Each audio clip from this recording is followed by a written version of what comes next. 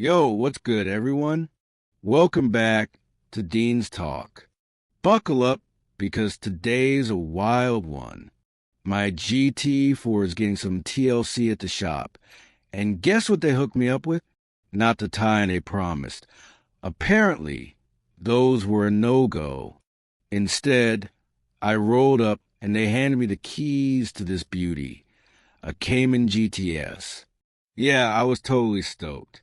As a GT4 owner, I'm pumped to take this bad boy for a spin and share what it's like to drive this beast for a day. Let's dive in and see how it stacks up. Cut to interior shot. Driving. So, first things first, this GTS is a whole different vibe compared to my GT4.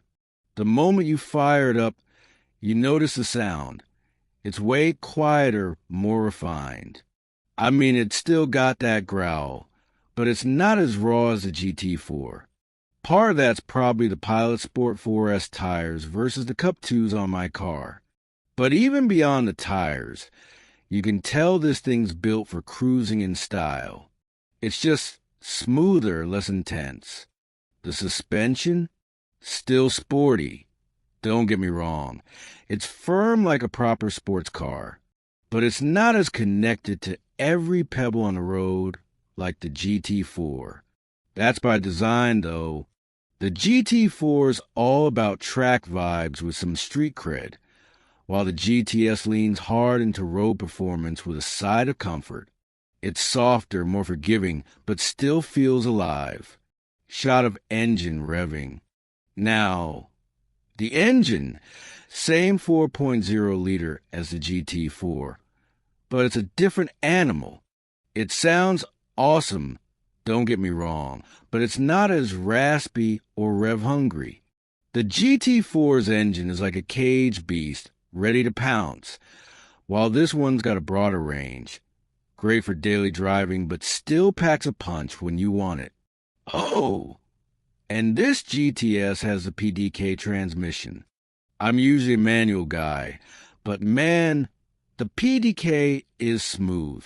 Like, blink and you miss it, gear changes. It's almost too smooth if you're craving that hands-on feel of a manual. But for daily driving, PDK's the move, hands down. Cut to interior details. Let's talk seats. This GTS has the 18-way adjustable comfort seats. Fancy, right? My GT4's got the bucket seats, which are standard for that track-ready vibe. You can spec buckets on the GTS, but they're like a 5,000-pound option. Honestly, these comfort seats are nice, but I'm not blown away. The buckets in my GT4 hug, you just right, and I don't feel like I'm missing much. If you're daily driving, sure, these might be easy to live with, but the buckets, they're plenty comfy for me. Driving shot, scenic road. Overall, this car's a gem. It's got the performance, the looks, and that Porsche magic. But does it have that razor-sharp edge of the GT4? Nah, not quite. The GTS isn't as alert, not as track-focused, which is exactly what it's supposed to be. A step below the GT4 in terms of raw intensity. If you want GT4 speed without the hypersensitive handling, this is your car. It's a perfect blend of sporty and practical. Cut to interior close-up. This GTS is spec'd out nicely, by the way.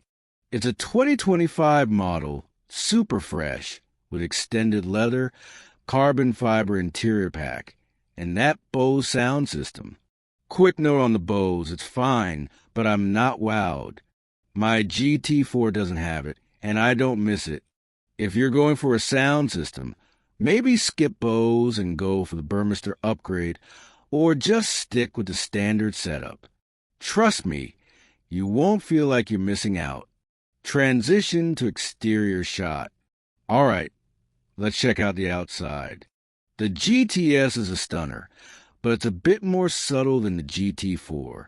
Those open intakes up front feed the radiator, and it's rocking the crayon paint. Classy.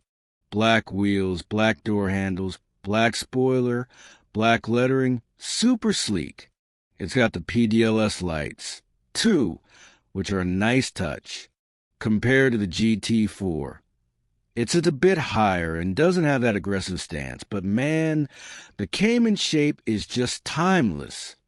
Driving through corners, tossing it into some corners, you can feel the difference. The GT4 is just a hair sharper, more connected to the steering, more planted. The GTS is no slouch, though. It's a blast to drive, and I'm glad I got to spend the day with it instead of a tie-in. As a GT4 owner, it's cool to compare, but I'm not trading mine in. The GTS is an awesome daily driver, but that extra fizz, that track-ready buzz of the GT4, that's my jam. Closing shot, parked, sunset vibe. So, there you have it, my day with the Cayman GTS. It's an incredible car, no doubt. If you're coming from something less intense, you'd be obsessed with this thing. For me, though, the GT4's raw energy is hard to beat. But what a treat to borrow this beast of the day.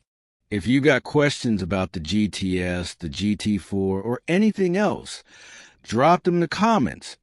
I'll do my best to answer based on my time with it. Thanks for rolling with me on this one, folks. If you enjoyed the ride, smash that like button, hit subscribe, and let's keep the car love going. Catch you in the next one. Stay revved up. Outro. Epic drone shot of the GTS driving off. Music swells.